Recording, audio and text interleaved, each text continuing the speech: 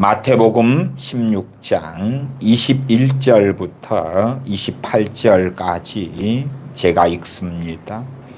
이때로부터 예수 그리스도께서 자기가 예루살렘에 올라가 장로들과 대제사장들과 서기관들에게 많은 고난을 받고 죽임을 당하고 제3일에 살아나야 할 것을 제자들에게 비로소 가르치시니 베드로가 예수님을 붙들고 감하여 가로되 주여 그리 마옵소서 이 일이 결코 주에게 미치지 아니하리이다. 예수님께서 돌이키시며 베드로에게 이르시되 사단아 내 뒤로 물러가라. 너는 나를 넘어지게 하는 자로다. 너가 하나님의 일을 생각지 아니하고 도리어 사람의 일을 생각하는도다 하시고 이에 예수님께서 제자들에게 이르시되 아무든지 나를 따라오려거든 자기를 부인하고 자기 십자가를 지고 나를 따를 것이니라. 누구든지 제 목숨을 구원코자 하면 잃을 것이요 누구든지 나를 위하여 제 목숨을 잃으면 찾으리라. 사람이 만일 온 천하를 얻고도 제 목숨을 잃으면 무엇이 유익하리요? 사람이 무엇을 주고 제 목숨을 바꾸겠느냐? 인자가 아버지의 영광으로 그 천사들과 함께 오리니 그때에 각 사람의 행한 대로 갚으리라. 진실로 너희에게 이르노니 여기 섰는 사람 중에 죽기 전에 인자가 그 왕권을 가지고 오는 것을 볼 자들도 있느니라. 아멘. 지난 시간에 이어서 임종사역 두 번째 시간으로서 특별히 우리 주님을 믿는 자들의 임종을 위한 준비에 대한 말씀을 드리겠습니다. 지난 시간에도 간략하게 임종사역 첫 번째 시간으로서 아직 주님을 믿지 않은 사람들, 주님을 믿지 않는 우리의 부모님들이나 가족에 대하여 어떻게 그들이 주님을 믿도록 섬길 것인가, 그리하여 한편 강도처럼 참으로 놀랍게 마지막 인생의 종국에 와서 주님을 믿고 주님께서 한편 강도에게 말씀하신 것처럼 너가 오늘 나와 함께 낙원에 있으리라. 그 복된 약속, 그 놀라운 복음으로 인한 우리 주 예수 그리스도로 말미암은 구원을 얻는 그 복락을 누릴 것인가에 대하여 얼마간 말씀을 드렸습니다. 제가 계속하여 구원론에 대하여서 말씀드리고 있고 샤머니즘적인 기도에서 벗어나라 시리즈를 가지고도 말씀을 드리고 있습니다. 단순하게 우리가 우리의 가족의 구원을 위하여 기도한다 해서 구원받게 되는 것은 결코 아닙니다. 구원을 받게 하는 데 있어서 우리의 기도가 중요한 역할을 하는 것은 맞다. 그러나 기도를 가족 구원 등을 위하여 기도했기 때문에 우리가 사랑하는 이들을 위하여 기도했기 때문에 그들이 구원받게 된다. 그것은 결코 아니다. 제가 치유사역에 대해서도 많이 설교해 왔습니다. 그 가운데 치유사역의 교본 같은 야고보서 5장 말씀을 가지고도 여러 번 설교했습니다. 예전 한 10몇 년 전에 야고보서 5장을 가지고 치유사역을 할 때에 제 설교를 들으시는 분들 가운데서 혹은 어쩌다가 들으신 분들 가운데서 참으로 반대되는 이야기. 어쨌든 저는 야고보서 5장을 가지고 병든 자들이 있느냐 교회의 장로들을 청할 것이요 믿음의 기도에 대한 이야기, 의인의 간구는 역사하는 힘이 많으니라, 서로 죄를 구하며 등등을 가지고 치유의 원리를 말씀을 드렸지요. 그러나 유감스럽게도 설교를 들으시는 분들 가운데 그래도 여러분들이 그에 대해서 기분 나빠했고 불쾌해 했습니다. 왜 그런가 했을 때에 가장 중요한 이유는 뭐냐 하면, 치유를 위해서 하나님께 본인이 다이렉트로 기도하면 하나님께서 그냥 치유를 해줘버리신다. 그걸 믿고 싶은 거예요. 그걸. 그러니까 치유를 하기 위해서는 치유 하나만 해도 여러 가지가 갖춰져야 한다. 그렇게 돼서 치유라는 결과물이 나올 수 있다. 그것을 말씀드렸을 때에 아니야. 내가 병든 내 자식을 위하여 하나님 고쳐주세요. 그러면 자는 중에도 고쳐져 버리고, 내 자식이 어떤 상태, 어떤 마음이든지 상관없이 고쳐져 버려. 마치 우리의 가족을 위한 구원에 대한 기도도 마찬가지예요. 특별히 자녀들에 대하여 변화시켜 주세요. 주님 만나 주세요. 그러면 주님이 알아서 다 해주셔 버린다는 그 망상들을 하는 것입니다. 그렇다면 주님께서 제자들을 2명씩 짝 지어서 각성 각 마을에 보내실 이유가 없는 거예요. 왜? 기도만 하면 되는 거예요. 기도만 하면 돼. 주님께서도 기도만 하시면 되는 거예요. 뭐 하려고 예루살렘에, 갈릴리에, 가버나움에, 고라신, 베세다에, 베델에 그 무수한 곳들에 다니시면서 복음을 증거하시고, 그 결과로 바리새인들, 서기관들에게서 쫓기고, 때로는 주님께서 먼 타향으로 쫓겨가시고 피해가시는 일들이 왜 있어야 하는가? 더군다나 진리의 말씀을 증거할 때에 본 고향 나사렛 사람들은 주님을 죽여버리려고 낭떠러지로 끌고 가는가? 그냥 좋은 말만 해주고 사랑합니다, 사랑합니다, 그런 이야기 해주고 하나님이 여러분을 너무나 기뻐하세요, 그런 이야기 하면서 기도만 위해서 나사렛 동네 사람들 위하여 할 때에 부흥이 일어나고 변화가 일어나고 그러면 주님께서 공격을 당하실 이유가 거의 없어지잖아요. 사도들도 마찬가지예요. 뭐 하려고 복음을 증거하면서 그들의 죄를 책망합니까? 유일한 구원주 되시는 분이 예수 그리스도라고 소개합니까? 그 많은 이방인들이 믿고 있었던 종교다원주의, 또 각자의 섬겼던 신들에 대하여 뭐 그럴 수도 있지, 그래 버려야지. 왜 유일한 하나님과 그의 아들 예수 그리스도를 증거합니까? 그러니까 공격을 받는 것이죠. 차라리 입을 딱 다물고 주님이 알아서 복음을 전해주세요. 주님, 천사들을 통해서 고린도 지역에, 에베소 지역에, 마게도냐 지역에, 갈라디아 지역에 복음을 전해주세요. 제가 주님의 복음을 증거하다 보면 핍박을 받게 됩니다. 돌에 맞게 됩니다. 기도를 통하여 다 해버릴게요.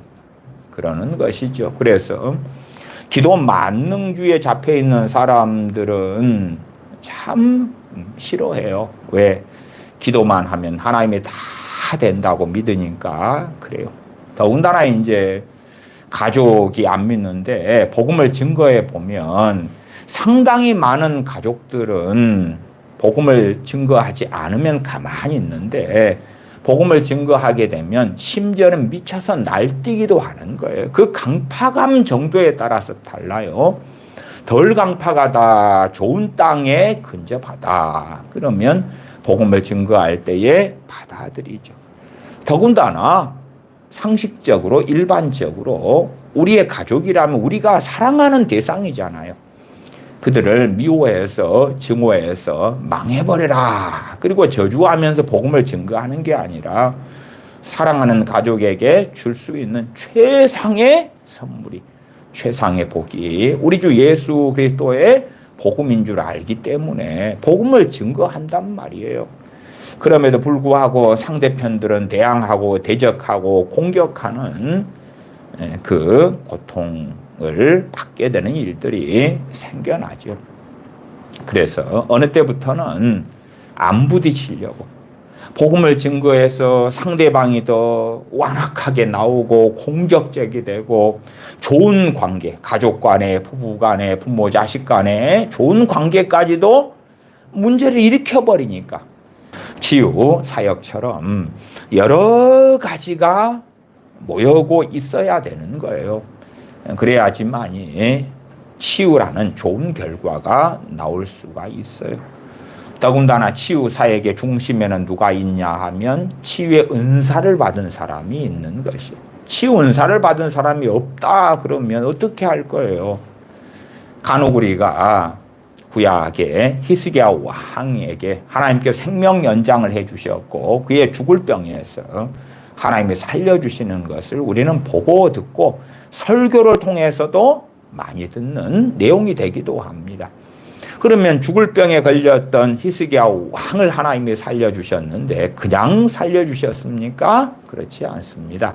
그 옆에는 이사야 선지자가 있었습니다. 이사야 선지자가 하나님의 말씀에 따라서 무화과 반죽을 그 환처에 얹었고 그리고 히스기야 왕은 치유되었고 살아났던 것입니다.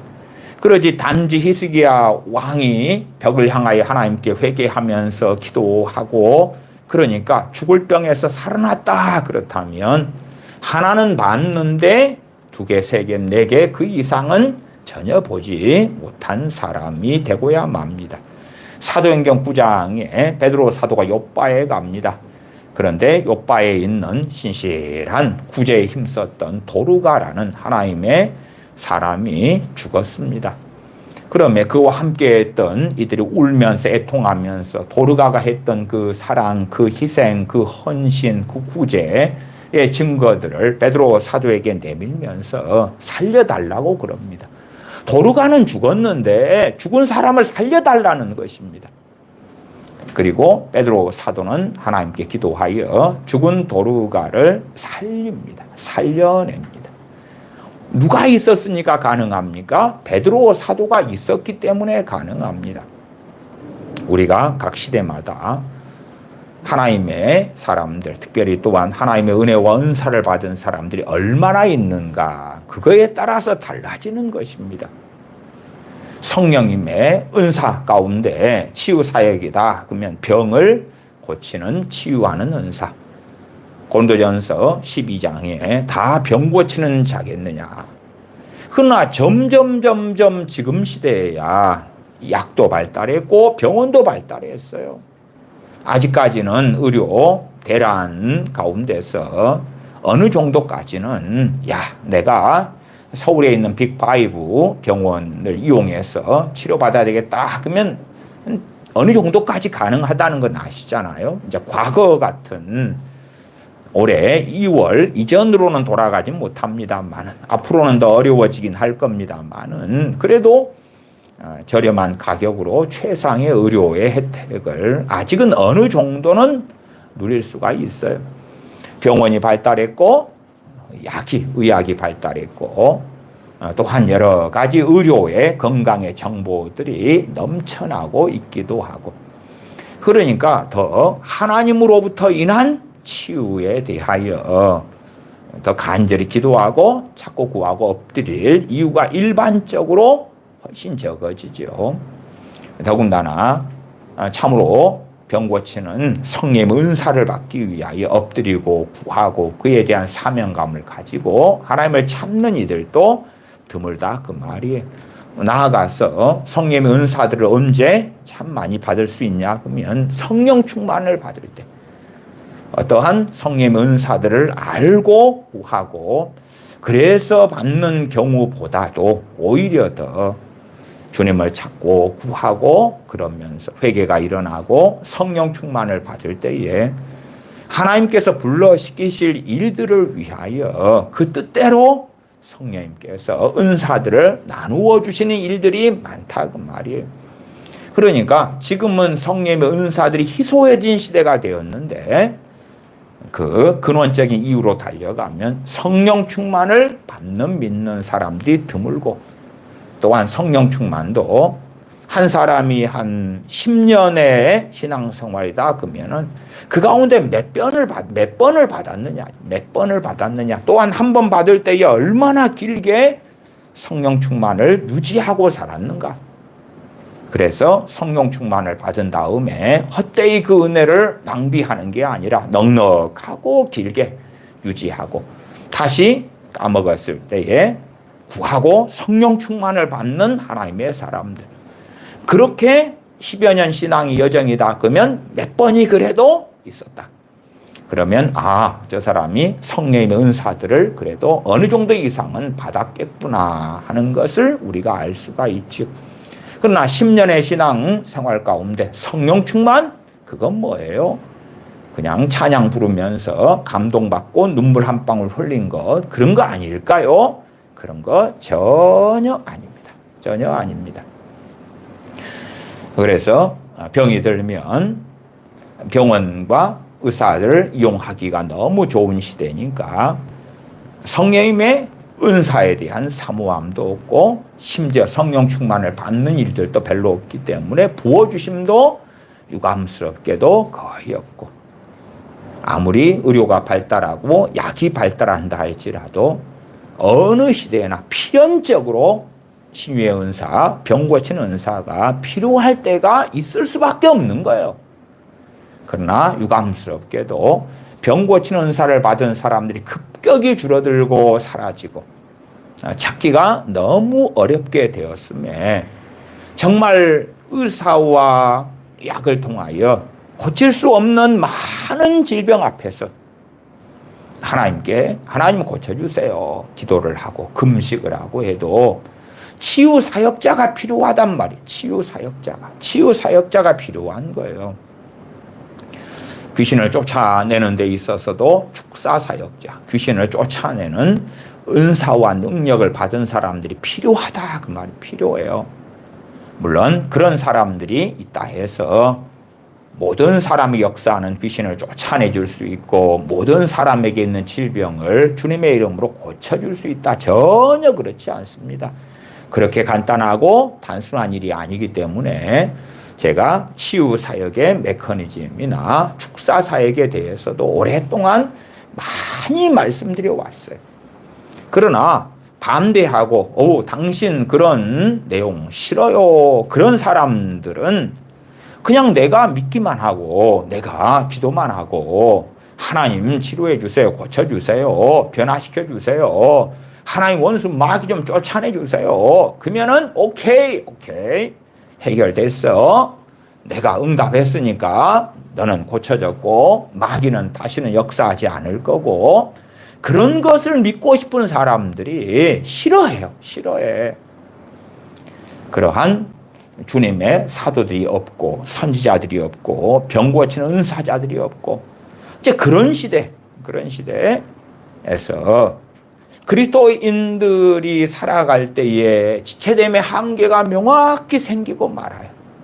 우리는 주님의 몸의 한 지체일 뿐이고 다른 지체들이 제대로 없고 활동하지 못한다면 우리는 한 부분으로서 실상은 절름발이 같은 그러한 신앙생활의 많은 부분이 생길 수밖에 없다. 믿지 않는 사람의 임종 그 여정 속에서도 어떻게 그분들로 하여금 주님께 돌아오게 할 것인가. 그들을 위하여 기도하는 건 가치가 있고 귀하나 그 기도가 어느 정도의 효력이 나타날 것인가. 어느 정도의 하나님의 은혜 역사의 통로가 될 것인가는 각 사람마다 전혀 다른 양상이 나타납니다.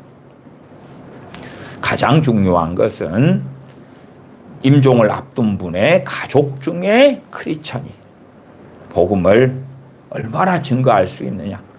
나아가서 복음을 증거할 때에 기도해서 내 사랑하는 가족이 임종을 앞두고 있기 때문에 절망과 두려움과 탄식과 눈물과 서러움과 두려움이 아니라 그럴수록 더 하나님의 은혜를 덧입어야 돼.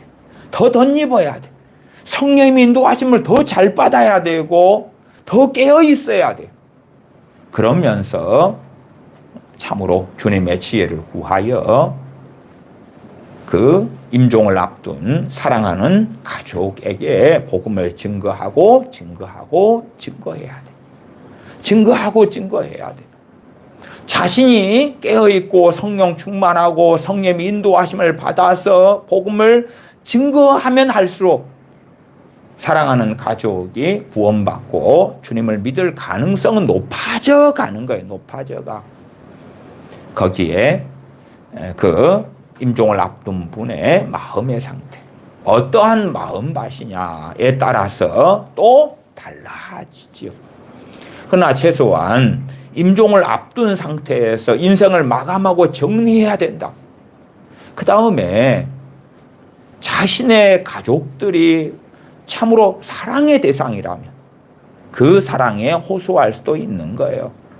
자식들을 사랑하는데 죽은 다음에 천국에서 함께 만날 소망을 가지고 이야기해도 상당히 효력이 있고요. 또한 사랑하는 자녀들이 효도로 부모를 사랑함으로 임종을 앞둔 가족을 사랑함으로 사랑의 호소로서 우리 주 예수 그리스도의 복음을 증거할 때도 상당히 효력이 있다. 그러나 감 믿은 사람들은요, 오늘 틀리고 내일 틀려요. 오늘 틀리고 내일 틀려. 그래서 임종사역이다 말씀드릴 때에 죽음을 앞둔 분들을 위하여 복음을 증거하는 일을 이야기하고 그들로 하여금 주님께 돌아오는 회심하는 것을 돕는 일을 이야기하는데, 임종을 앞두고 계시니까 남아있는 기간이 각 사람마다 틀릴 거예요. 어떤 이는 그날 당일에 인생이 마감되실 수도 있고, 어떤 분은 일주일, 한 달, 뭐 2달, 석 달 가는 경우들도 있어요.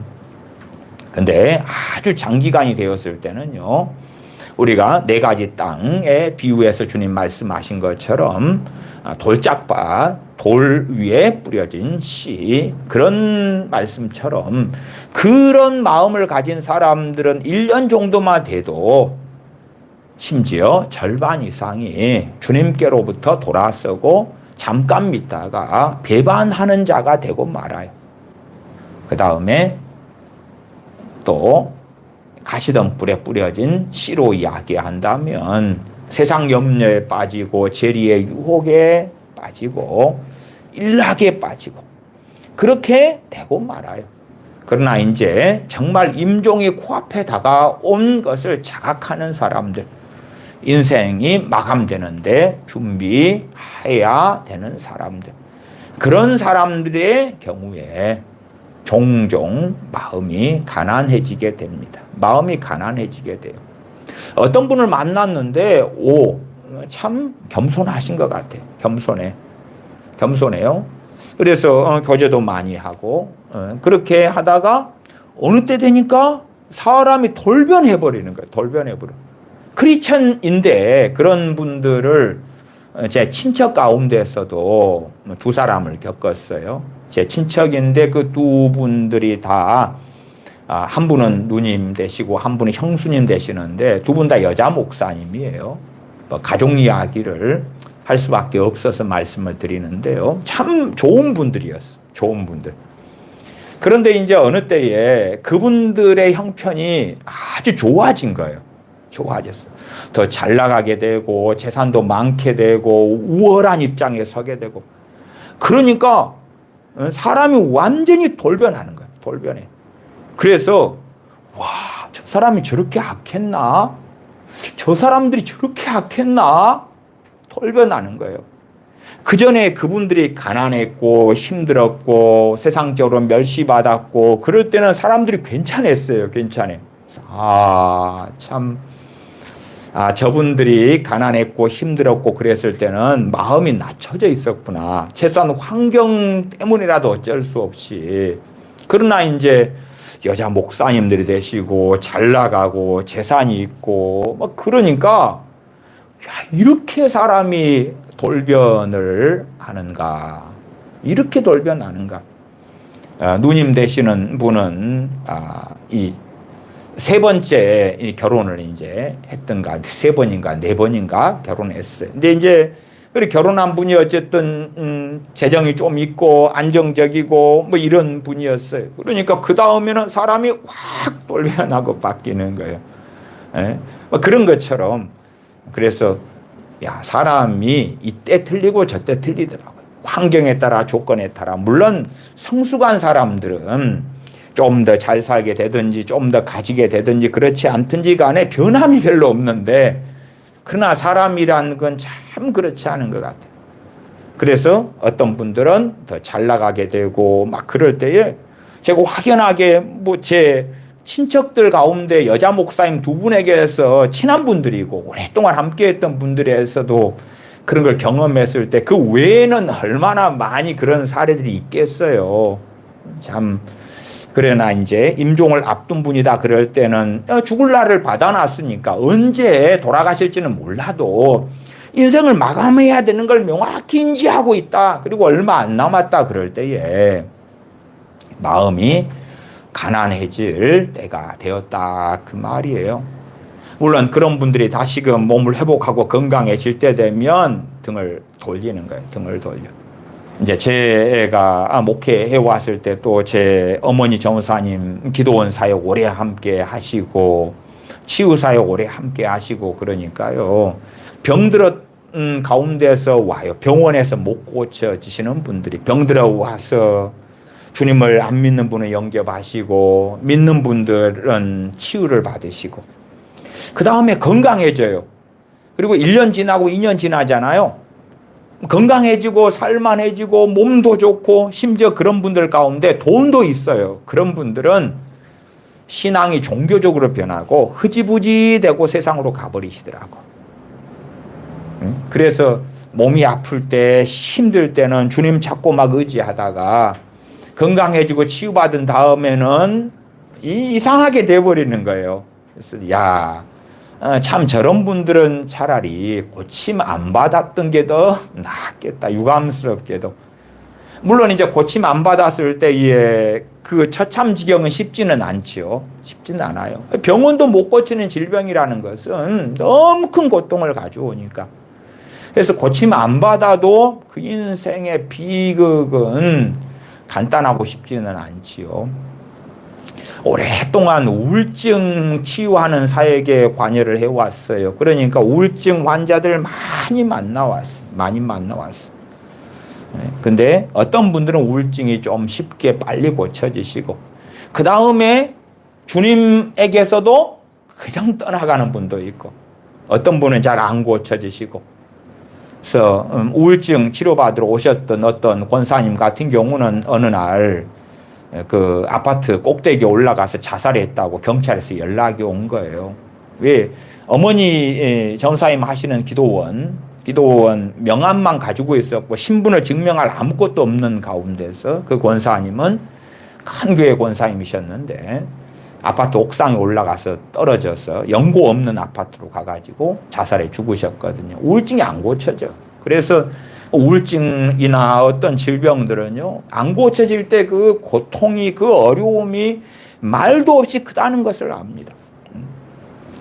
그럼에도 참 어떤 경우는 저게 반만 고쳐졌으면 하는 경우도 있지만은 그건 우리가 판단하고 어떻게 할 일이 아니죠. 물론 운명론적인 이야기의 결말은 전혀 아니니까 그 사람이 어떻게 하느냐. 그 하나님의 은혜와 복락을 어떻게 하느냐의 문제가 되니까 그러기도 하죠. 치유 사역도 결코 간단하지 않고 축사 사역도 결코 간단하지 않은 것처럼 임종 사역도 전혀 간단한 이야기가 아닙니다. 더군다나 불신자가 주님 믿은 다음에 그 믿음을 유지해 나가는 것도 사실은 쉽지도 않아요. 그냥 이상한 이야기로서 말씀을 드린다면 어떤 분이 임종을 앞뒀는데 한 달 동안 사셨다가 돌아가셨다고 합시다. 그러면 이제 한 달 전에 복음을 전해가지고 감사하게 주님을 영접합니다. 근데 그분이 10일 뒤에 돌아가셨다면 좋았을 거예요. 10일 뒤에 10일까지는 그 믿음을 잘 지키셨는데 그러나 11일 되고 한 달 될 때쯤에는 구원받는 믿음을 잃어버리는 거예요. 그 다음에 돌아가셔 버리는 거예요. 이 마음의 상태라는 것은 각자가 다 자유의지를 가지고 하는 거기 때문에 결코 간단하고 쉬운 문제가 아닙니다. 최소한은 심령이 가난하고 마음이 가난할 때에 그때에 복음을 증거할 적시가 되죠.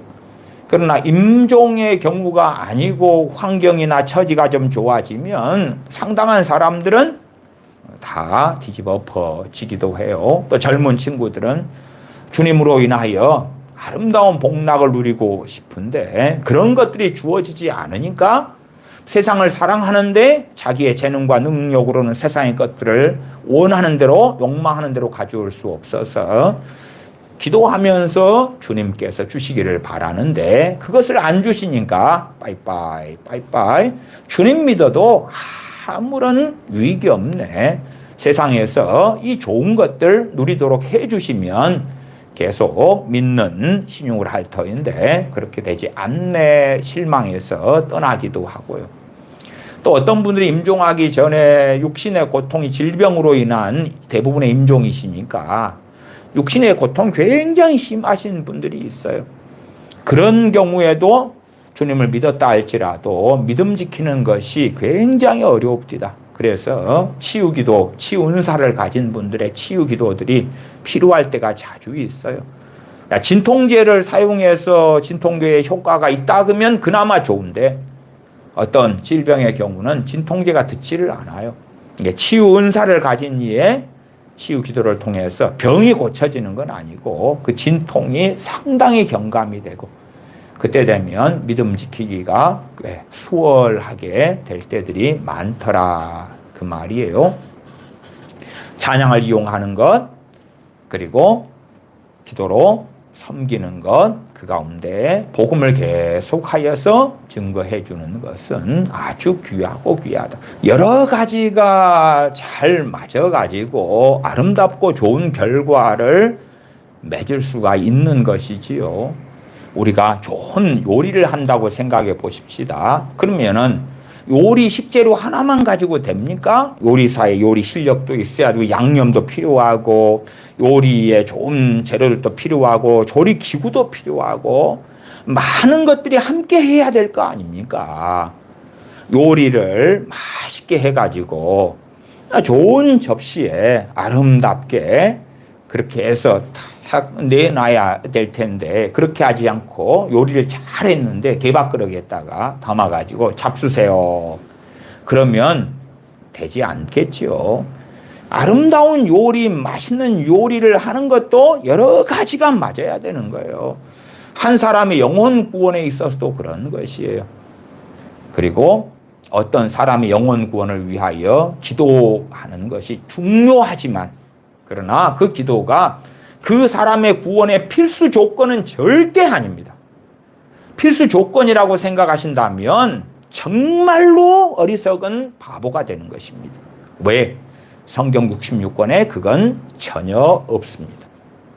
누가 그의 구원을 위한 기도를 하면서 이 양념을 쳐주니까 그것이 구원을 가져온다. 성경 66권에 전혀 없는 이야기입니다. 전혀 없어요. 그게 있었다면 주님께서 제자들을 짝지어 보내시면서 야 기도가 절대적이다. 기도를 하고 복음을 전해야 돼. 그래야지 구원의 역사가 나타나지. 기도가 충분하지 않으면 안 되는 거야. 안 돼. 그런 말씀을 하셨겠지요. 그러나 그런 건 없습니다. 혹은 나사렛 동네에서 그들이 주님을 죽이려 하니까 주님께서 아차차 내가 까먹었다 제자들아. 내가 이 나사렛 동네 사람들 위하여 철야 기도도 하고 작정 기도도 하고 충분한 기도를 하고 왔어야 되는데 너무 급하게 오고 기도 없이 와가지고 이 좋은 결과가 나타나지 않았구나. 정말 어리석은 많은 사람들은 기도를 가지고 어떤 주술과 샤머니즘 망상 속에 들어간 사람들이 아주 많습니다. 어떤 사람의 구원에 있어서 기도는 결코 필수 요소가 아닙니다. 그럼에도 기도는 중요한 역할을 한다까지는 말씀을 드릴게요. 그러나 구원에 있어서 첫 번째는 뭐예요? 우리 주 예수 그리스도의 복음을 증거하는 것입니다. 하신 거예요. 두 번째는 뭐예요? 그 사람이 회개하면서 주 예수 그리스도의 복음에 아멘하고 우리 주님을 믿는 것입니다. 자신의 구원자로 대속주로 주님을 믿는 것입니다. 거기에 하나님의 은혜가 반드시 필요하죠. 무엇보다도 우리 주님을 보내심이 은혜 중에 은혜고 주 예수 그리스도의 복음을 들을 수 있음이 또한 은혜 중에 은혜인 것이지요. 그 가운데 하나님의 은혜가 어떤 방식으로 어떻게 작용하고 역사하는지까지는 많은 경우 신비로 남겨져 있습니다. 그렇다 해서 그 누군가를 위해서 기도를 하면 그가 반드시 구원받고 기도 안 하면 구원 안 받고 전혀 그런 이야기하고는 다르다는 것도 아셔야 됩니다. 복음이 필수예요. 복음이 필수. 필수적으로 복음을 증거하는데 저 사람이 열린 마음으로 들을 것인가? 열린 마음으로 들을 때는 어느 때인가? 어느 때인가? 참 오랜 세월 동안에 복음을 증거하고 잠깐 믿은 다음에 주님으로부터 등을 돌리는 사례들을 많이 보아왔어요. 많이 보아왔어. 어떤 사람은 평안할 때 주님을 믿었다가요, 힘들어지니까 떠나는 사람도 있고요. 어떤 사람은 힘들 때 주님 믿었다가 더 힘들어지니까 떠나는 사람도 있고, 힘들 때 믿었다가 환경과 처지가 좋아지니까 떠나가는 사람도 있고, 별의별 종류의 사람들이 다 있습니다. 자, 이 시간에는 이제 불신자, 믿지 않는 분의 임종 때 복음을 전하는 것이 아니라 믿는 사람들에게 복음, 믿는 사람들의 임종을 위한 사역, 섬김에 대하여 말씀을 드리려고 합니다. 그래서 마태복음 16장 본문으로 시작했는데요. 참 필수적인 것은 구원론을 이해하고 알고 있어야 된다 하는 것입니다. 어쩌다가는 이제 돌아가시게 되는 분들을 알게 돼요. 제가 목회해왔던 교회 교우분들 가운데서도 돌아가셔서 제가 장례식을 치른 분들도 많이 있었고요. 또 어떤 분들은 제게 가족 장례식을 요청하시는 분들도 많이 계셨어요. 저는 잘 모르는 분들인데 가족이 돌아가셔서 장례식 요청하시면 또 해드리기도 하고, 어쨌든 이모저모로 또 아시는 분의 부모님이 돌아가셔서 장례식에 참석해야 되는 경우 같은 것도 참 많을 거 아닙니까? 근데 종종 매우 안타까운 일들을 경험한 것들이 있는데, 그것은 믿는 분들의 장례식이었어요. 믿는 분들의 장례식. 믿는 자, 예수님 믿는 분, 권사님이나 장로님이나 안수 집사님이나 그렇다고 합시다. 그런 분이 병원에서 중환자실 같은 데서 임종을 기다리고 있어요. 그러면은 저 같은 일반적인 목회자들 또 제 교우분들이 아니고 그냥 아는 분들을 통해서 그렇게 그런 임종 상황을 지켜보는 상황. 그 다음에 저는 전혀 그런데 관여할 어떤 영적 권위가 없어요. 없는 상황들. 근데 어떤 것들을 때때로 감지하고 느끼게 되냐 그러면, 아, 저분 저렇게 돌아가시면 구원받지 못하시는데 어쩌면 좋은가. 저분 저렇게 돌아가시면 천국 못 가시는데 그것을 성령님께서 알려주실 때들이 있어요. 근데 제가 거기에 관여하고 다시 복음을 전하고 회개를 시킬 수 있고 그렇다면 그건 복되고 좋은데, 그렇게 할 수 없는 사례들이 많았어요. 더군다나 한국 교회는 일반적으로 산데만주의 니골라당의 교훈이 80% 이상의 교인들을 장악하고 있어요. 그건 뭐냐 그러면 한 번 구원은 영원하다. 나는 예수님 믿어 영접했기 때문에 구원은 확실하게 따놓은 당상이야. 그리고 우리가 일보첨오에 세상을 즐기고 쾌락적인 삶을 살아가고 나의 영광을 위한 삶을 살아가도 천국 갈 수 있을 거야. 누가 행복을 다 추구하고 살아가고 세상 즐거움을 추구하고 살아가고 그 대동소이한데 하나님의 영광을 위하여 먹든지 마시든지 살아가는 그런 뜬구름 잡는 이야기 별로 즐겨하지 않아. 그런 믿는 사람들, 아주 많고, 그래서 나 예수님 믿고 세례받았어. 교회의 직분이 장로고 권사고 안수집사야. 심지어 목사고 선교사야. 나는 구원은 따놓은 당상이야. 그래서 자신이 주님 앞에 설 수 있는가 없는가에 준비가 안 되는 사람들. 그 가운데는 그러한 산데만주의나 니골라당의 교훈, 발람의 교훈에 빠진 사람들은 설득이 안 되는 거예요. 설득이 안 돼. 이야기를 좀 할 기회가 있어도 주님 배울 준비를 하십시다. 그러면 아니요, 나는 이미 구원받았어요. 물론 그게 과거 20년, 50년 전 그분이 믿었을 때는 맞는데 지금 상태는 주님 맞이할 준비가 되지 않았단 말이에요. 그걸 이제 성령의 역사하심으로 감지를 해요. 감지를 해. 그리고 얼마 이야기할 수 있는 사례는 얼마 말씀을 드리는데 튕겨져 나와버리는 거예요. 더 이상 관여할 수 없고 더 이상 관여하면 문제가 생겨요. 그래서 물러서는 거예요. 물러서. 그렇게 말씀을 좀 드릴 수 있는 사례만 되어도 그나마 나은 건데 마지막 기회는 가지시는 거니까. 그러나 이제 어떤 교회 교우분들 같은 경우는 지인의 아는 사람 해서 장례식에 참여하게 되고 저분 곧 돌아가시는데 그리고 알게 되지만은 저분 지금 돌아가시면 지옥에 가시겠다는 것을 알게 되어져요. 성령 역사하심으로. 그러나 전혀 관여할 수 없고 심지어는 그 교회 담임 목사님이 그런 부분에 대해서 아무 자각이 없는 거예요. 아무 자각이 없어요. 아무런 그 부분에 있어서 심각성을 느끼지를 않아요. 지난 시간에 제 군대에 있을 때에 한 할머니의 구원받는 이야기를 했습니다만은 다행히 이제 목사님께서 가족 여행으로 제주도에 가셨다가 늦게 오셔서 관여를 안 하셨기 때문에 구원받을 기회를 가지셨던 거라고 말씀을 드렸잖아요. 기도를 통하여 그런 환경을 하나님께서 그래도 좀 준비를 해 주셨다. 그렇게는 저는 믿고 생각을 합니다. 목사님이 계셨다면 그 믿지 않는 불신자 할머니, 교회 집사님의 시어머니 되시는 분에게 복음을 전할 기회가 아니라 바로 응급실로 모시고 가라. 그래, 중환자실에 가가지고 어떻게 해가지고 해라. 죽든지 살든지. 당시에 목사님의 나이가 30대 한 중반 이럴 때밖에 안 됐으니까 사실은 뭐 지금 제 입장에나 중년 되시는 분들한테는 참 젊잖아요. 군종 장교로서 대위 되시는 감리교 목사님이셨는데 그나마도 30대 이제 중반 가까이 되니까 젊으시지요. 그 입장에서는 안 믿고 돌아가신 상황이 돼도 병원으로 모셔야지 가서 전도를 하고 복음을 전하고 그러면 그거 안 돼. 그런 이제 입장을 좀 가지셨던 거지요.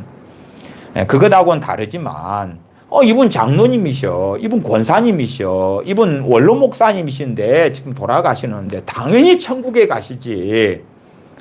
그리고 그런 확신을 가지고 주님을 만날 준비. 다시금 라오디게아 교회라면 주님께서 계시록 3장 20절에 뭐라고 말씀하셨어요? 내가 문 밖에 서서 두드리노니 누구든지 내 음성을 듣고 문을 열면 내가 그에게로 들어가 먹고 그는 나로 더불어 먹으리라. 불신자들에 대한 전도용으로 사형리 같은 데는 사용하지만 요한계시록 3장 20절의 그 말씀은 라오디게아 교회 교인들에게 하시는 말씀이에요. 어느 때는 주님을 믿고 구원받은 반열에 있었지만 주님이 밖에 계시고만 그 교인들 차갑지도 않고 덥지도 않고 벌거벗고 소경되어져 버리는 그 라오디게아 교회의 교인들. 나는 부유하여 부족함이 없다라고 주장하지만 주님하고는 완전히 등을 돌리게 되는 세속적이고 정욕적인 삶을 살고 있는 산데만주의 속에 사로잡히고 발람의 교훈 속에 실상은 사로잡혀서 살고 있는 라오디게아 교회의 교인들. 그러나 그들이 나는 부유하여 부족함이 없다라고 주장하는 것처럼 주님이 우리와 함께 계셔. 환경이 좋고 경제적으로 여유가 있고 평안하고 좋은 세상을 살아왔고 그래서 내 인생이 마감되면 주님을 배울 거야. 천국에 입성할 거야. 그러나 사실은 준비가 안 됐는데, 주님 배울 준비가 안 됐는데 회개가 필요하고 라우디게아 교회 교인들이라면 다시 주님을 영접해야 돼. 다시 영접해야 되고 복음을 듣고 다시 진실한 신앙으로 주님을 찾아야 되는 그 급박한 며칠의 시간을 어떤 교회 담임 목사님들은 그냥 임종예배 한번 돌아가시 전에 한번 드리고요.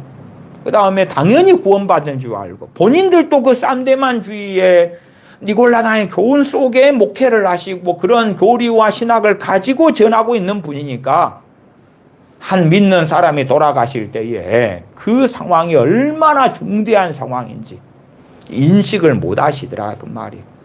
그래서 그냥 지켜만 보는 저 같은 입장에서는 저분 지금 돌아가시면 지옥에 가실 텐데 그걸 어쩌다가 항상은 아니고 어쩌다가 성령 역사로 알게 해주실 때들이 있어요. 근데 그 교회의 담임 목사님, 저는 담임 목사가 아닌 그런 상당한 경우들에서는 관련이 또 없어요. 그냥 지켜만 보는 상황에서 어쩌면 좋은가 유감스럽게 그럴 때가 너무 많다. 그래서 오히려 마태, 마가, 누가, 요한복음이었어요. 요한복음은 믿음으로 얻는 구원을 중심으로 말씀하는데 마태, 마가, 누가복음은요 계속하여 공간복음에 일컬어지는 세 복음서가 유사하거나 같은 말씀을 반복을 계속하고 있는 거예요. 그걸 볼 때는 우리는 그냥 구원받게 되지는 않는구나. 씨 뿌리는 비유도 마태복음 13장, 마가복음 4장, 누가복음 8장. 또 오늘 마태복음 16장을 보았는데 16장 쭉 넘어가서 24절을 보겠습니다. 24절 이에 예수님께서 제자들에게 이르시되 아무든지 나를 따라오려거든 자기를 부인하고 자기 십자가를 지고 나를 따를 것이니라. 아무든지 나를 따라오려거든. 주님을 따라가야지 어디에 들어갑니까? 천국에 들어가요. 주님을 따라가야지. 이러한 마태복음 16장 24절 말씀을 가지고 주님 행위구원자 아니셔요. 그렇게 주장하면 안 되는 거예요. 요한복음의 말씀처럼 로마서 갈라디아서 말씀처럼 오직 믿음으로 에베소서 2장 말씀처럼 믿음으로 말미암아 구원을 받아요. 근데 구원받은 사람이 이제 아무든지 나를 따라오려거든 자기를 부인하고 자기를 부인하지 않아요. 자기 정욕대로 자기 욕망대로 육신의 정욕대로 살아가요. 자기 십자가를 지고 자기 십자가를 지지 않아요. 지지 않는다는 이야기는 하나님의 기도로 하나님의 지시든지 왜 이래요? 원망하고 불평하고 감사치 아니하고 찬양하지 아니하고 하나님을 경외하지 아니하고 하나님이 십자가 지기 싫어요. 저리 치워요. 빨리 해결해요. 해결하지 않으면 나는 떠날 거예요. 안 믿을 거예요. 자기 십자가를 지지 않아요. 자기 십자가에는 참 많은 의미가 있어요. 자기 십자가의 기본적인 건 뭐가 있겠어요? 외모, 키, 그런 거 있죠? 생김새, 유전인자. 물론 어느 정도의 외모를 바꾸기 위하여 성형수술, 쌍꺼풀 한다든지, 콧대를 좀 어떻게 한다든지, 그럴 수 있다고 봐요. 저는 그런 거에 있어서 완전히 다 반대하는 사람은 아니올시다. 보톡스도 맞을 수도 있고 그래요. 그러나 이제 그럼에도 원판 불변의 어떤 건 또 있잖아요. 보통 사람들은 잘 그런 부분을 하지 않고 살아가니까 그러한 외모에 있어서 내 얼굴이 머리가 너무 커요. 8등신이 아니고 7등신이에요. 키가 어째요 저째요 많은 부분이 있잖아요. 재능이 없어요. 어째요 저째요 제째요 하는 그 자기 십자가. 그 다음에 사명적인 부분. 나는 이것이 하고 싶어요. 근데 하나님께서는 각 시스템 속에서 저걸 해. 자기 욕망하고 안 맞아. 나는 앞에 서가지고 영광을 받고 명예를 얻고 찬사를 받는 그런 자리에 서고 싶어요. 그러나 그렇지 않은 자리로 하나님께서 이끌어 가실 때는 싫어요. 자기 십자가에는 종류가 상당히 많기도 하지요. 자기 십자가를 지고 나를 따를 것이니라. 자기를 부인하고 자기 욕망, 자기 뜻을 부인하고 그런 사람이 구원받는 거예요. 구원받아. 구원에 대한 이야기. 구원에 대한 이야기. 그러나 나는 주님 믿었어요. 그래서 구원받았어요. 맞아요. 맞아요. 맞아요. 근데 그 구원받은 사람이 자기를 부인하지 않아요. 자기를 부인하고 주님을 따라야 되는데 주님을 따르지 않고 자기 욕망을 따라요.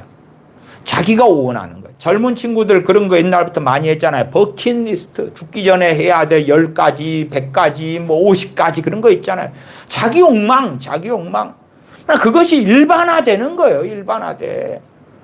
죽기 전에 뭐 에펠탑을 한번 가서 사진 찍고 죽기 전에 3대 폭포에 다 방문하고 어디 유럽 배낭여행을 하고 뭘 어쩌고 저쩌고 하고 유럽 횡단을 한다든지 어쩌고 저쩌고 저쩌고 그 욕망, 그 욕망에 충실한 삶을 살아가는 거예요. 주님하고는 관계가 없죠. 그러나 여전히 주님 믿는 사람으로 남아요. 그 다음에 이제 인생을 마감하는데 그래도 내가 주님의 나라에 아버지의 나라에 입성할 것이다. 그렇게 생각하는 사람들이 있어요. 그러나 유감스럽게도 그렇게 얼마든지 안 될 수 있다. 그래서 마태복음 26장 24절이다. 그러면 그 아래에 좀 더 봐보십시다. 25절 누구든지 제 목숨을 구원코자 하며 이를 것이요. 제 목숨, 자기의 뜻, 자기의 영광, 자기의 즐거움, 자기의 행복, 자기의 일락, 자기의 만족, 자기의 쾌락, 자기의 욕망, 자기의 목표 그걸 위하여 사는 것을 자기 목숨을 구원코자 한다. 그렇게 주님께서 말씀을 하시는 거예요. 자기 영광을 위한 삶. 좀 더 넓히면 자기 가족을 위한 삶도 되고 자식을 위한 삶도 마찬가지. 그것도 다 자기 목숨을 구원코자 한다. 그러면 잃어버릴 것이다. 잃어버린다는 게 뭡니까? 구원받지 못한다는 이야기. 누구에게 말씀하시는 거예요? 24절 서두에 보시면 제자들에게 말씀하시는 것이에요. 이 베드로 사도는 주님께서 사단아 내게로 물러가라. 너는 나를 넘어지게 하는 자로다. 말씀까지 들은 그러한 사도가 되고야 말았어요. 21절로 올라가 보십시다. 이때로부터 예수 그리스도께서 자기가 예루살렘에 올라가 장로들과 대제사장들과 서기관들에게 많은 고난을 받고 죽임을 당하고 제3일에 살아나야 할 것을 제자들에게 비로소 가르치시니 주님의 순환과 죽으심을 가르치셔요. 그러나 주님을 사랑했던 베드로 사도 입장에서는 주님은 죽으시면 안 되는 거예요. 그것이 크게 잘못된 거라고 보기가 어렵잖아요. 근데 그럼에도 주님께서 자신의 순환과 죽으심을 증거했을 때에 받아들여야 되는 거예요. 베드로 사도는. 주님께서 자신과 영원히 함께 살아주시고 고난 안 당하시고 죽임 당하지 않으셔야 되는 거예요. 그것이 베드로 사도가 원하는 욕망인 거예요. 주님께서는 그거 부인해라. 그런 거. 그거 부인해라.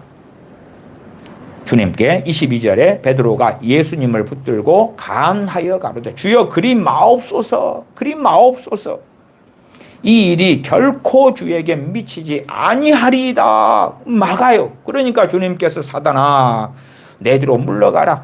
너는 나를 넘어지게 하는 자로다. 너가 하나님의 일을 생각지 아니하고 도리어 사람의 일을 생각하는도다. 어떤 사람은 사단아 내 뒤로 물러가라 그러니까 마귀 물리쳤다 이렇게 생각하는 분도 있어요. 그러나 그것이 베드로 사도가 아닌 정말 사단 마귀인 경우는 하나님의 일을 생각할 수 자체가 없어요. 마귀가 어떻게 사단이 하나님의 일을 생각하는 걸 기대할 수가 있습니까? 베드로 사도에게 사단아 말씀하신 거예요. 사단아. 그래서 주님을 붙잡으려는 거예요. 우리 주님께서 아버지의 뜻을 이루시기 위하여 오셨고 십자가의 길을 걸어가시려는 것을 베드로 사도가 막은 거예요. 막아. 안 된다고 막는 거예요. 그 상황 가운데 주님께서 제자들에게 24절에 아무든지 나를 따라오려거든 자기를 부인하고 자기 십자가를 지고 나를 따를 것이니라. 다시 25절. 누구든지 제 목숨을 구원코자 하면 잃을 것이요 누구든지 나를 위하여 제 목숨을 잃으면 찾으리라. 주님을 위하여 자기 목숨을 잃으면, 우리의 이 목숨, 인생, 삶, 육신을 가지고 살아가니까 무엇을 먹을까, 무엇을 마실까, 무엇을 입을까, 얼마나 좋은 집에서 살까, 돈을 얼마나 많이 모을까, 어떤 성공을 거둘까, 내 자식들을 어떻게 행복하게 또 공부를 시키고 좋은 가정을 꾸리게 해주고 그렇게 만들까, 그런 것들만 목적이 되어가지고 달려간다면 그것은 주님을 위하여 자기 목숨을 잃는 삶이 아니기 때문에 찾지 못하는 거예요. 무엇을 못 찾습니까? 영생하는 사람으로서의 나. 영생, 이 세상의 육신의 것을 얻고자 하다가 영생을 잃어버린다 하는 말씀이에요. 그러나 이런 말씀들도 전부 다 덮어버리는 거예요. 덮어버려. 왜? 대한민국은 싼데만주의가 대부분 지배하니까, 발람의 교훈, 니골라당의 교훈이 지배하니까 주님 믿기만 믿었으면 된 거야. 구원은 이미 잃지 않아. 구원은 상실되지 않아. 그러니까 24절 같은 말씀은 마태, 마가, 누가복음에도 반복되는 말씀이에요. 물론 대상도 좀 다르고요. 그렇습니다만은 반복되어져요. 마가복음 8장 34절을 읽어드리면 이 마태복음 16장 24절은 대상이 제자들이고요. 마가복음 8장 34절은 대상이 무리와 제자들을 불러 이르시되, 무리도 부르고 제자들도 불러요. 무리들은 아직 주님을 믿지 않는 사람이고 제자들은 사도들을 포함해서 주님을 믿는 사람들을 제자라고 신약 성경은 말씀했어요. 무리와 제자들을 불러 이르시되 아무든지 나를 따라오려거든 자기를 부인하고 자기 십자가를 지고 나를 따를 것이니라. 그래서 어떤 사람들이 어리석게 성경을 보면 마태, 마가, 누가복음은 주님께서 자꾸 행위구원론을 말씀하신 것처럼 보이고, 요한복음은 믿음으로 얻는 구원을 말씀하신 것처럼 보여서 산상수훈이나 이런 말씀에 빠져버려서 유감스럽게 행위구원론을 전하고 가르치는 목사들도 꽤 있습니다. 그렇게 빠지는 사람도 많아요. 그러나 믿음으로 구원받은 제자들이 어떠한 길을 걸어갈 것인가, 나아가서 무리들이 주님을 믿어 구원받은 다음에는 어떠한 삶을 살아야 하는가 명확하게 말씀하시는 거고, 이 길을 걷지 않을 때에 배교고 배반이고 주님을 부인하는 것이다 하는 것이에요. 그래서 마가복음 8장 34절은 대상이 무리와 제자들이 대상이 돼요. 누가복음 9장 23절도 동일한 말씀이 있는데 대상은 다릅니다. 누가복음 9장 23절은 무리에게 말씀을 하셔요. 무리에게. 또 무리에게 이르시되, 그러면 우리 생각으로는 무리에게나 특별히 주님 말씀하실 때 나를 믿어라, 그러면 구원받는다, 그렇게 하셔야 될 것 같은 거예요. 나를 믿어라, 내가 인자다, 내가 그리스도다, 그러면 구원받아, 그러셔야 될 것 같은데, 그런 말씀은 요한복음에서 좀 발견할 수가 있는 거고 마태, 마가, 누가복음에서는 찾기가 어려운 거예요. 오히려 행위구원론에 근접한 말씀들만 가득한 거예요. 마태복음 7장에 주여 주여 하는 자마다 다 아버지의 나라에 들어올 것이 아니다.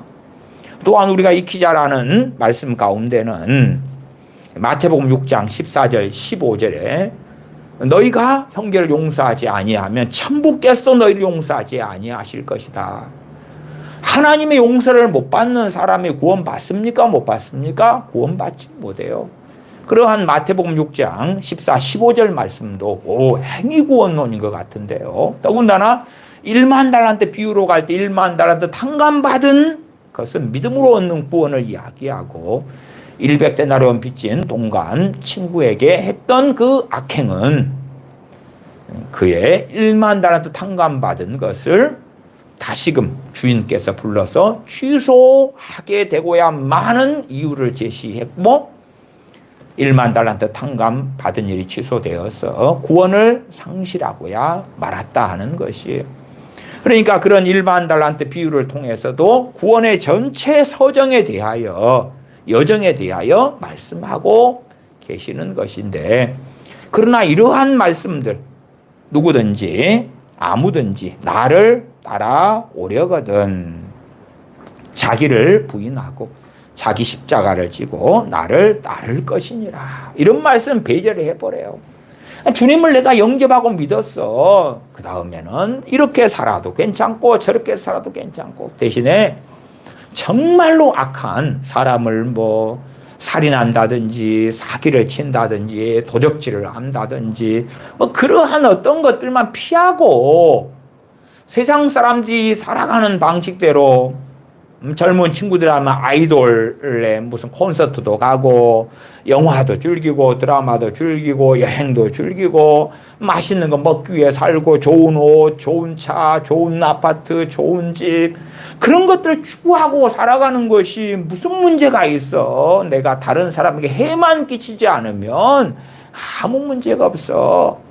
다른 말로 자기 영광을 구하는 삶이죠. 자기 행복을 구하는 삶이고 자기의 만족을 위해서만 살아가는 거예요. 살아가. 그런 사람들이 이제 교회 장로님, 집사님, 권사님, 목사님, 선교사님 그렇게 되어서 임종을 앞두고 있다면 마지막 시간의 기회들이 되는 거예요. 회개하고 돌이킬 기회를 가지게 될 수 있는 거죠. 그러나 교리적으로 산데만주의에 빠지고 니콜라이탄 교훈에 빠지면 평생 그렇게 믿어왔기 때문에요, 아무 문제 없어. 그런 경우들은 설득이 안 됩니다. 설득이 안 돼. 가르쳐지지가 않아요. 가르쳐지지가 않아. 어떤 권사님의 경우에 그분은 예수님을 믿으셨어요. 근데 이제 뭐 그분이 며느리로 살아오면서 평생 제사를 함께 지내왔어요. 그리고 이제 임종을 하기 얼마 남겨두었어요. 그러면 그 제사를 지내왔던 것, 물론 자기는 절을 안 했다는, 그래서 나는 직접적으로 절은 하지 않았어요. 그러나 가족이 다 원했기 때문에 제사를 지내오는 것을 예수님 믿고도 계속했어요. 문제 없어요. 문제 없어. 그런 경우에 회개할 기회도 없고 회개하라고 해도 우리 목사님은 괜찮다고 했는데요. 오히려 그렇게 해주는 것이 전도를 위해서도 좋고요. 덕도 세우는 것이 되는데요. 설득이 안 되는 거예요. 그런 경우는. 저는 그리 말씀드려요. 우리 주님의 사람들이 하나님 나라에 갈 때에 성도의 죽음은 너무나 귀하기 때문에 주님을 믿고 섬기는 사람들, 주님을 사랑하는 사람들, 주님을 경외하는 사람들, 전능하신 아버지 하나님과 함께 살기 원하고 그 걸음을 걸었던 사람들, 그러나 많은 부족함도 있고 연약함도 있고 자빠짐도 있고 쓰러짐도 있겠지요. 그럼에도 그런 이들이 임종하기 전에 성령님께서 그들을 어느 때보다 도우실 때고 사랑하실 때고 역사하실 때고 돌보실 때가 되어져서 그런 이들의 죽음의 때에는 성령 역사가 강렬해요. 강렬해. 그럴 수밖에 없는 거예요. 없는 거.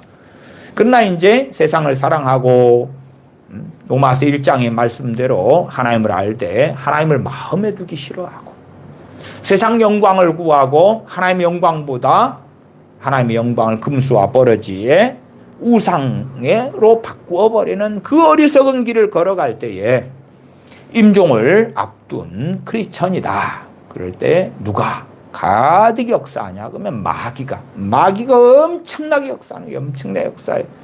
왜? 마지막 때에 돌이키지 못하게 하려고, 회개하지 못하게 하려고 번복으로 역사하는 거예요. 그러니까 그때에 그분들에게 말씀을 증거하고 가르치고 마지막 돌이키는 기회를 가질 때가 되는데, 위에서 섬기는 사랑으로 하는 기도가 가치가 있고 귀한 거예요. 귀해.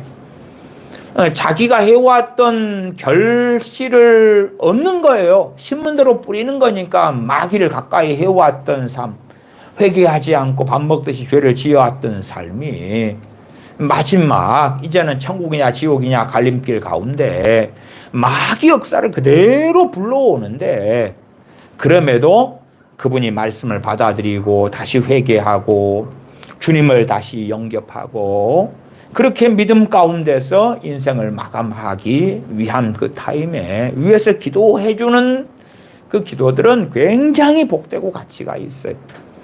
그러나 그 기도가 그분으로 하여금 제정신을 차리게 하고 마지막 회개케 하고 돌이키게 하고 그 결과물을 무조건 나타내지는 않아요. 그렇게 나타내지는 않아요. 그분의 마음이 강팍해 되어져 버린다면, 마치 우리가 컵이 있으면 컵에서 물을, 컵이 정상적으로 이렇게 오픈되어 있는 상태에서 그 위에서 물을 부으면 컵에가 물이 따라지겠지요. 그러나 컵을 엎어놓으면 어때요? 엎어놓으면 거기에 물을 부어봐야 물만 쏟아지지 컵에는 물이 안 들어가잖아요.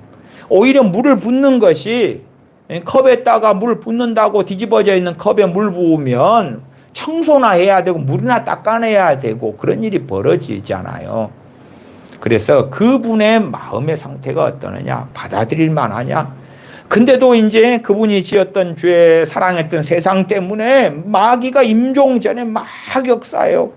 우리가 위해서 하는 기도가 어느 정도 그 마귀 역사를 좀 막아주고 하나님의 은혜가 부어지면 상대적으로 어떤 보호막이 어느 정도는 된단 말이에요. 마귀 역사 10개를 하면 우리가 위해서 기도해 줄 때에, 그것도 그 사람이 주님 앞에 돌이키려 할 때에 그 기도의 효력은 나타나고요. 돌이키려 하지 않을 때는 대부분 많은 기도가 소용이 없습니다.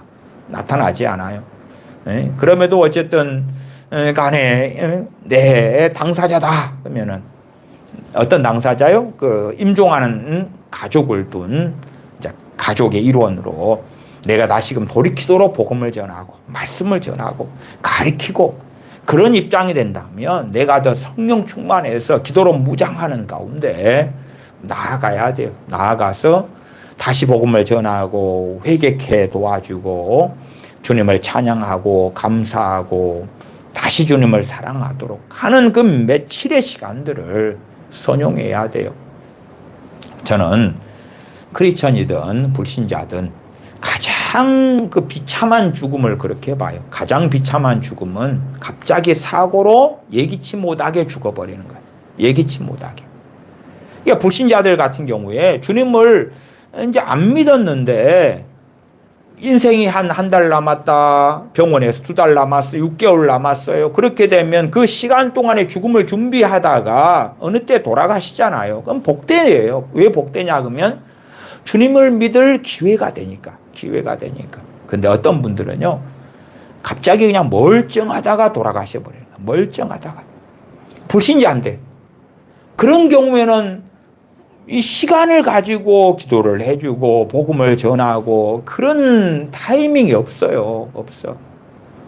제 외삼촌 한 번 같은 경우도 갑자기 그냥 아무런 전조 증상이 없이 주무시다가 심장마비로 돌아가셔버린 거예요. 이게 병원에 입원해 있고 그런 방문하면서 안 믿는 분이니까 복음을 전하고 설득도 좀 하고 마지막 기회를 가질 수 있었을 텐데 안 그래요. 그냥 갑자기 멀쩡하다가 주무시다가 돌아가셔 버리니까 그것이 정말 비극적인 죽음이다. 그런 죽음도 신문대로 거두는 거예요. 그 돌아가신 외삼촌께서 외할머니의 마음에 정말 대못을 많이 박았거든요. 불효를 많이 했거든요. 그러면 하나님께서는 마지막 기회도 못 주겠다. 생사화복이 하나님께 있으니까. 그런데 그래서 불신자라도요, 효자들 있잖아요. 효자들. 그러면 그런 경우는 에베소서에도 10계명 5계명에도 부모를 공경하면 땅에서 잘되고 장수하리라 있잖아요. 이게 일순간에 갑작스러운 죽음을 거의 맞이하지 않는다. 저는 그리 봐요. 그 다음에 불신자인데도 마지막에 이 부모를 공경하는 사람들의 경우에 있어서는 구원 얻을 그 기회의 문, 은혜의 문을 어느 정도 열어주신다. 땅에서 잘되고 장수하리라. 잘되는 것의 가장 핵심이 뭐겠어요? 예수님 믿는 진리를 가진 우리들에게 잘되는 것은 돈 많이 벌고 성공하는 게 아니라 주님 믿는 거예요. 주님 믿는 게 최고로 잘 되는 거예요. 최고로 잘 되는 거예요. 그러한 기회의 문을 주시는 거예요. 부모를 공경하는 자녀들에게는. 그러나 그렇지 않은 자녀들은 많은 경우 비극 속에 들어갈 때가 유감스럽게도 많더라. 그래서 어떻게 말씀을 배워왔느냐, 들어왔느냐, 또한 진실로 신앙의 여정을 걸어오면서 부족하고 연약하지만 주님을 사랑하고 말씀대로 살기 위해서 애쓰고 깨어있기 위하여 찬양하고 하나님을 바르게 섬기기 위하여 살아왔느냐 할 때에 그런 사람들은 임종 전에 오히려 성령의 역사하심 가운데 사단 마귀로부터의 보호하심이 있고 은혜 주심이 있고 그렇더라. 제 이모부 같은 경우는 한 60살을 넘으셨던가 그때 늦게 예수님을 믿으셨어요. 그 다음에 80 몇 살에 이제 암으로 돌아가셨는데 주님을 정말 믿은 다음에 신실하게 20 몇 년을 섬겨오셨어요. 그러니까 돌아가시기 전에도 은혜가 충만하고 주님을 사랑하고 주님을 찾고 구하고 의지하는 가운데 평안 가운데 기쁨 가운데 천국에 입성하시는 걸 보았어요. 참 복되게 주님을 섬겨왔으니까 전능하신 아버지 입장에서 너무 귀한 자식이잖아요. 너무 사랑스럽잖아요. 그러니까 그 마지막 순간을 지키시고 보호하실 수밖에 없고 그의 천사들을 보내서 보호하시고 성령님께서 친히 역사하시는 그 은혜들이 나타나죠. 그러나 이제 주님을 믿었지만 그 믿음이라는 것이 말씀과는 정반대로 걸어간 많은 사람들. 실상 그들이 문제가 되는 거죠. 그래서 우리가 하나님의 말씀에 상당히 많이 주목을 해야 돼요. 구원론에 있어서 잘못 이해하고 잘못 알면 충분히 어리석어져 버리니까 마태복음 16장의 말씀 그 가운데 24절, 25절, 26절 말씀을 살펴본 것이 됩니다. 마태복음 18장으로 가보십시다. 구원론에 대한 이야기를 계속 해야지. 야, 예수님 믿고 돌아가시는데 구원받았어. 그러니까 괜찮아. 그것은 정말 위험한 발상이 되거든요. 간단하지는 않습니다. 그래서 좀 더 봐보십시다. 18장 6절로 가십시다. 6절, 7절. 누구든지 나를 믿는 이 소자 중 하나를 실족해 하면 차라리 연자 맷돌을 그 목에 달리우고 깊은 바다에 빠뜨리우는 것이 나으니라. 실족해 하는 일들이 있음을 인하여 세상에 화가 있도다. 실족해 하는 일이 없을 수는 없으나 실족해 하는 그 사람에게는 화가 있도다. 실족해 하는 그 사람에게는 화가 있다. 그 화의 결과가 어떤 걸로 나타날 것 같으냐 그 말이에요.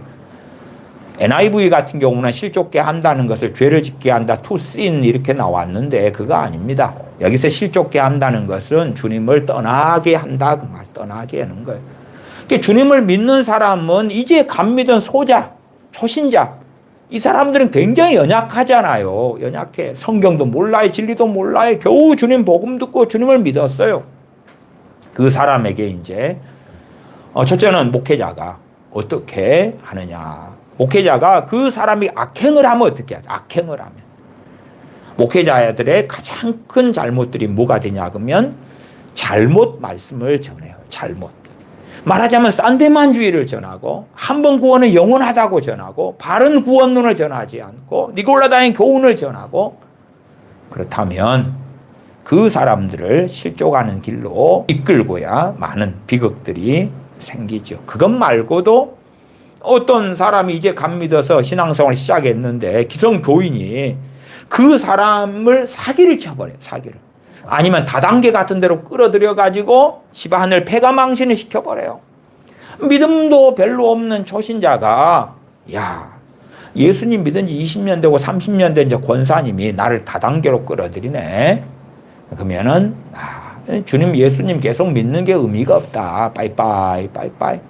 그렇게 떠나버리는 명확한 기성교인들, 명확한 오래 신앙생활을 하는 사람들의 범죄로 인하여 시험에 빠져가지고 실족을 해버렸다. 그러면 그 사람들에게는 화가 있다. 화가 있다. 화가 있는 그 사람들에게 유감스러운 결과물이 구원의 상식, 주님께서 그들을 부인하시는 그 비극들이 나타나는 것들은 아주 많습니다. 그래서 8절로 이어져요. 8절. 만일 네 손이나 네 발이 너를 범죄케 하거든 찍어 내버리라. 불구자나 쩔뚝발이로 영생에 들어가는 것이 두 손과 두 발을 가지고 영원한 불에 던지우는 것보다 나으니라. 영생 이야기하고 있잖아요. 자, 예수님 믿었어. 그 다음 니골라다의 교훈이나 발람의 교훈으로 들어가면 나 예수님 믿어 구원받았으니까 범죄하고 죄짓고 살아가도 구원을 잃지 않아. 주님 말씀과 정면으로 배치되는 싼데만주의고 니골라다의 교훈이다 그 말이에요. 9절에 만일 네 눈이 너를 범죄케 하거든 빼어내버리라. 한 눈으로 영생에 들어가는 것이 두 눈을 가지고 지옥불에 던져오는 것보다 나으니라. 마태복음 18장도 상당히 어디에서 본 것과 비슷합니까? 산상수훈에서. 마태복음 6장에서 본 것과 너무나 비슷한 거의 동일한 말씀을 하시는 것을 다시 본단 말이에요. 다시 봐요. 10절 삼가 이 소자 중에 하나도 업신여기지 말라. 너희에게 말하노니 저희 천사들이 하늘에 계신 내 아버지의 얼굴을 항상 배옵느니라. 18장 15절로 가십시다. 15절부터 읽어갑니다. 구원론에 대한 이야기를 다시 말씀을 드리는 것은 임종하시게 된 분이 크리스천이에요. 크리스천. 근데 그분이 성령 충만하게 은혜 충만하게 주님을 증거하면서 돌아가시면 너무나 명확해 구원이라는 게. 그렇지 않아요? 이분 주님 사랑하시다가 살아오셔서 주님 앞에 섰을 때 주님께서 천국문 앞에 나와서 영접하시겠구나. 참으로 기쁨으로 저 본향에 들어가시겠구나. 너무 명확해 그런 분들은. 그러나 이제 세상을 사랑해왔고 진리를 따라 살지 않아왔고 세상의 영광을 취해왔던 그러나 크리스천이다. 그런 분들은 너무나 위험한 거예요. 위험해. 유감스럽게 10중 8구 나 천국에 갈 거야 라고 돌아가셨는데 지옥에 떨어지기가 너무 쉬운 거예요. 그래서 저는 임종사역이란 정말 중요하다. 정말 중요하다. 아니 불신자 특별히 행악자인 한편 강도도 막판 뒤집기가 됐잖아요. 죽기 몇 시간 전에 주님을 믿게 되었고 구원받게 되었단 말이에요. 하물며 주님을 오랫동안 믿어온 사람이 그는 어쨌든 세속적으로 세상에 빠지고 세상을 사랑하고 온갖 죄에 뒤죽박죽 되었지만 그러나 임종을 얼마 앞두고 그리고 돌이킬 그 은혜를 받아야 될 거 아니냐 그 말이에요. 그래서 그러한 임종을 앞둔 그러한 크리스천들을 섬기는 것 너무나 귀하고 중요하다. 그래서 대한민국은 최근 2024년 12월 23일부로 초고령 사회가 됐습니다. 65세 이상의 인구가 20%가 넘었어요. 5명 중에 1명이 그리 됐어요. 그 다음에 2030년이 되면 2040년이 되겠네. 2040년이 되면 65세 이상이 40%가 됩니다. 이게 초고령 사회로 진입했고 앞으로는 더 심하게 그렇겠죠. 그렇다면 더 중요한 게 뭡니까? 임종사역이에요. 임종사역. 주님을 믿는 사람들 돌아가실 때에 끝까지 주님 부인하지 않고 혹은 주님으로 다시금 마음을 돌리고 요한계시록 2장 3장에 소아시아 7교회에 대한 말씀을 보지요. 에베소 교회다. 그럼 처음 사랑을 잃었다 버렸다. 그럼 처음 사랑을 회복을 해야 돼. 임종을 앞두고 있는데 아파트를 구하고 살 수도 없고 새 자동차, 루이비통 가방이 무슨 가치가 있겠어요. 명품 옷이 임종을 앞두고 이제 죽을 것을 기다리고 있는데 해외여행이 와, 나 지금 드라마가 어느 거 열심히 보고 있는데 그것이 10화밖에 안 했는데 뭐 앞으로 3주 동안 더 그 드라마가 방영되는데 3주 동안 더 살아가지고 드라마를 끝까지 보고 가야 되는데 그러겠어요? 이제 그런 게 의미가 없어지는 거예요. 의미가 없어져.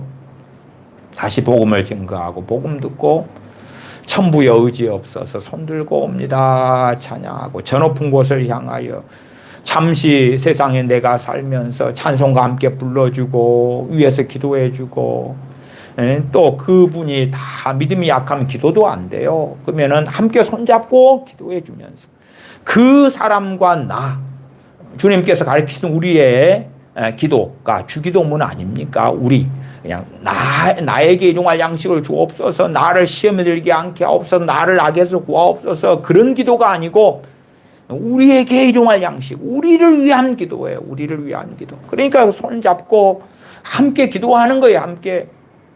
기도도요, 사실은 우리가 이제 예배당이나 앉아가지고 아무개를 위해서 막 기도해 주는 거다고요. 그런 거다고. 직접 그 현장에서 그 사람이 받아들인다면 그 사람과 함께 기도하는 거다. 함께 기도하는 것이 100배, 1000배가 효력이 있는 거예요. 효력이 있는 거예요. 대신에 함께 기도를 임종하게 되는 분이 함께 할 때 아멘 하고 마음에서 기도가 된다면 그렇다 그 말이에요. 그렇다 그 말이에요. 그러지 그릇을 엎어놓고 있는데 거기에 국을 붓고 거기에 물을 부어도 안 들어가요. 안 들어가. 그러나 그럼에도 기도는 어느 정도 이상의 효력은 있다. 은혜의 통로가 된다. 하나님의 긍휼의 통로가 된다고는 말씀을 드려요. 그러나 기도만으로 할 수 있는 건 아니다. 아니다. 그래서 임종하시게 되는 분에게 다시금 말씀을 증거할 때에 복음을 다시 전해야 돼. 복음을 전해서 에베소 교회가 잃어버리고 버려버린 처음 사랑을, 구원의 그 은혜를 다시 찾도록 그리할 때에 임종하실 준비가 되어진다. 18장 15절입니다. 네 형제가 죄를 범하거든 가서 너와 그 사람과만 상대하여 권고하라. 너 형제다. 그러면 구원받은 하나님의 자녀, 하나님의 백성을 이야기합니다. 육신의 형제를 이야기하는 단어가 아닙니다. 믿음의 형제를 이야기하는 것입니다. 믿음의 형제가 죄를 범했어요. 죄를. 가서 너와 그 사람과만 상대하여 권고하라. 만일 들으면 너가 내 형제를 얻은 것이요. 만일 듣지 않으면 한두 사람을 데리고 가서 두세 증인의 입으로 말마다 증참게 하라.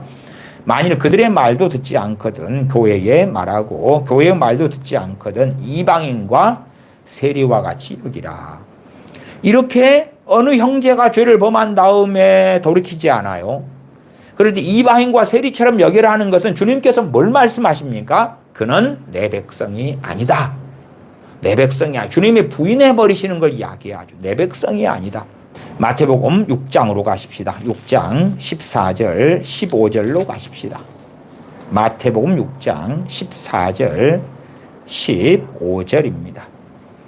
14, 15절 주기도문 다음에 주님께서 하신 말씀이에요. 제가 읽습니다. 너희가 사람의 과실을 용서하면 너희 천부께서도 너희 과실을 용서하시려니와 너희가 사람의 과실을 용서하지 아니하면 너희 아버지께서도 너희 과실을 용서하지 아니하시리라. 용서받지 못한 사람들이 어디에 들어갑니까? 지옥에요. 지옥에. 너희 아버지라고 하잖아요. 아버지라고 말씀하시는 것은 제자들에게, 자녀들에게 말씀하시는 거예요. 아버지. 너희 아버지께서 아버지가 되었다는 이야기는 믿음을 통해 구원받았다는 것이 전제가 되는 표현 아닙니까? 주님의 가르치심이요.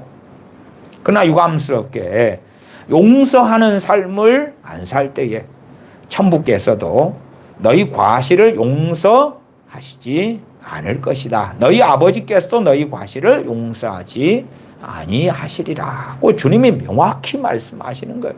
이런 걸 보면서 주님 믿음으로만 구원 얻는데 이런 이야기를 하십니까? 그냥 용서해야 돼. 용서는 중요해. 그렇게 말씀하시면 용서해도 되고 안 해도 되지만 하면 주님이 기뻐하셔. 그 정도로 윤리적으로 가르치는 또 이해하기 좋아하는 사람들이 많은데 주님은 구원에 대하여 구원과 용서에 대하여 직결시키고 있는 거예요. 이런 말씀들이 얼마나 많은가 그 말이에요. 그러나 우리는 멸시하고 살죠. 그래서 신앙생활을 하는데 해마다 원수가 더 많아지는 거예요. 기분 나쁜 사람, 내가 싫어하는 사람, 증오하는 사람, 미워하는 사람 더 많아져 간다면 그 사람들은 주님을 따라 사는 사람들이 결코 아니죠. 그런 사람들이 마지막에 돌이키도록 그들을 위해서 기도하고 섬기고 말씀을 다시 전하고 회개케 하도록 도와주고 그 다음에 함께 찬양을 불러주거나 찬양을 때로 틀어주거나 곡을 잘 선정해서 기존에 믿는 사람 또 때로는 믿음 가운데 돌아가시면 천국에 들어가실 분들도 믿음의 연수가 짧고 아니면 마귀 역사 굉장히 강한 분들은요 그때 잡아뜨려 버리려고 마귀가 막 굉장히 강하게 역사합니다. 그런 경우들은 이제 때때로 우리가 그런 걸 경험해요. 그런 사람들을 위하여 성령님께서 우리에게 말할 수 없는 탄식을 주시고 기도를 담아 주셔서 계속 기도가 계속 흘러나와요. 제 어머니 되신 정사님께서는 그렇게 임종을 앞둔 그런 분들을 위해서 계속 심지어 24시간이나 그걸 며칠씩 그렇게 기도하도록 인도하시는 경우들이 있어 왔어요. 그러니까 무시로 기도가 되는 거예요. 무시로 계속. 그것도 의지적으로가 아니라 하나님의 은혜가 임해서. 물론 그러한 통로가 되는 사람들이 지금은 아주 희소해졌습니다. 쓸 자를 쓰기 때문에 그러한 통로가 될 사람들이 없으면 있어야 되는데 없으면 못 쓰시는 거예요. 마치 병을 고치고 싶으신데 치유 은사를 받은 사람이라는 통로가 없을 때에 고침받지 못하는 거예요. 다수의 많은 사람들이. 그건 교회의 책임이기 때문에 그렇죠. 교회의 책임이란 이야기는 교회는 하나님의 백성이고 하나님의 자녀고 한 걸음 나아가서는 우리 믿는 자 각자들의 책임의 문제다 그 말이에요. 각자들의 문제. 그러한 어리석음 때문에 내 가족을 위한 기도의 통로가 안 되는 거예요. 이제 그 임종하시게 되는 분이 주님을 찾고 구하는데 아직 마귀 역사를 다 정리하지 못하고 많이 처리하지 못했어요. 신문대로 거두기 때문에 은혜 역사 좀 있지만 마귀 역사도 막 범벅으로 있을 수 있단 말이에요. 잘못하면 주님을 부인하게 되는 그런 상황 속에서 우리 기도로 성령의 도우심 가운데 기도가 막 흘러나오는 그런 사람들로 또한 우리는 쓰임받을 수 있어야 한다. 그래서 어느 때는 이제 저도 그런 경우들이 있어요. 어떤 분을 위하여 염려가 되고 기도가 나오는 거예요. 기도가. 예를 들어 한 3일을 막 쉬지 않고 이제 3일을 그래도 그냥 기도가 막 자주 흘러나오는 거예요. 때마다 흘러나와요.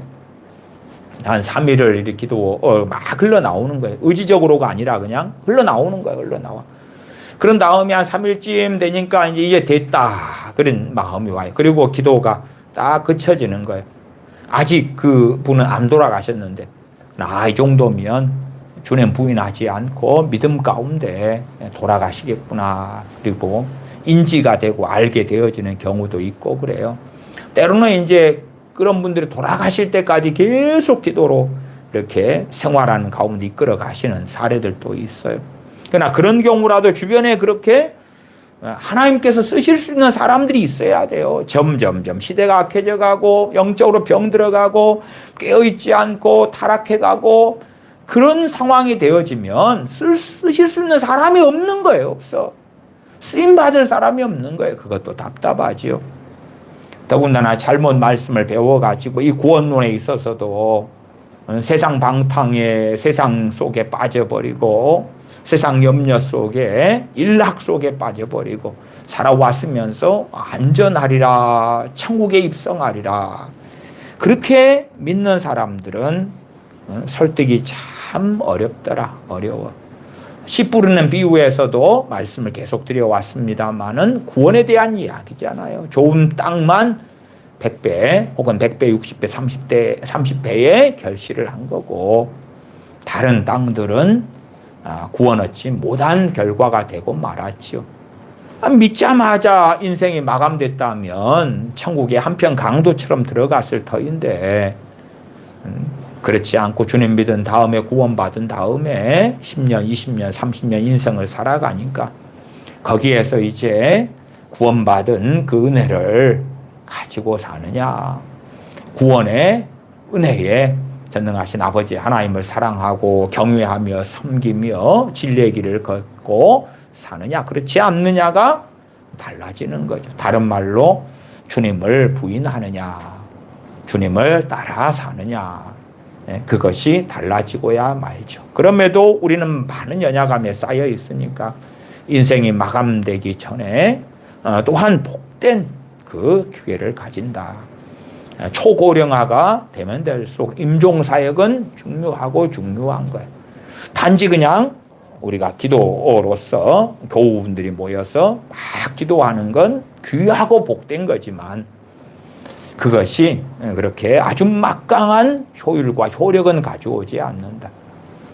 한국에 있는 교우분들이 임종을 앞둔 분들 또한 구원받지 못한 어른들을 위하여 기도해 주시는 건 너무 귀하고 좋은 일인데 정말 중요한 것은 주변에 있는 가족들이 성령의 인도하심과 역사하심으로 복음을 전하는 것이고 사랑 가운데서 잘 그렇게 진리로 권면해 가지고 주님께 가족이 돌아오게 하고 그런 가운데 이제 찬양도 해드리고 함께 손잡고 기도도 하고 찬양도 틀어드리기도 하고 또 무엇보다도 은혜 속에 있어야 돼. 은혜 속에 주님 찾고 의지해서 도와주시는 섬겨주는 그런 분들이 은혜 속에 있어서 성령의 인도하심을 때때로 받고 그렇게 하여 사랑으로 섬길 때에 좋은 결과, 좋은 결실이 나올 수 있다 말씀드립니다. 기도하겠습니다.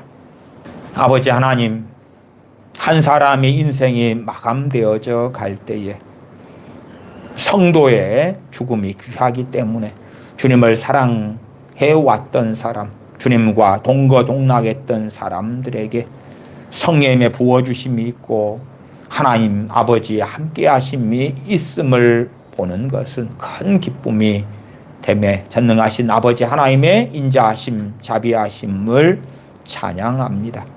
그럼에도 우리가 어리석고 연약하여 넘어지고 자빠지며 세상을 사랑하며 주님 없이 살 때가 많지만 저희들의 인생이 마감되어질 때에 다시금 큰 은혜와 복락을 주셔서 회개하며 주님을 사랑하며 찬양하며 복음의 뿌리 내리며 주님 안에 거하는 그 기회들을 주셔서 기쁨으로 때때로 부끄럽지만 주님 앞에 서게 하여 주시옵소서. 나아가 아직 주님을 알지 못하는 이들 또한 주님을 믿는다 하지만 세상을 사랑하고 세상 사람과 방불하게 살아왔던 가족들의 임종 앞에서 그들이 주님의 복되신 그 구원의 은혜에 대하여 아버지 하나님의 사랑에 대하여 감사하며 찬양하며 노래하는 돌이킴이 있도록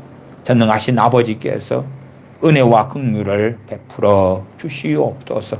우리 주 예수님의 이름으로 기도하옵나이다. 아멘.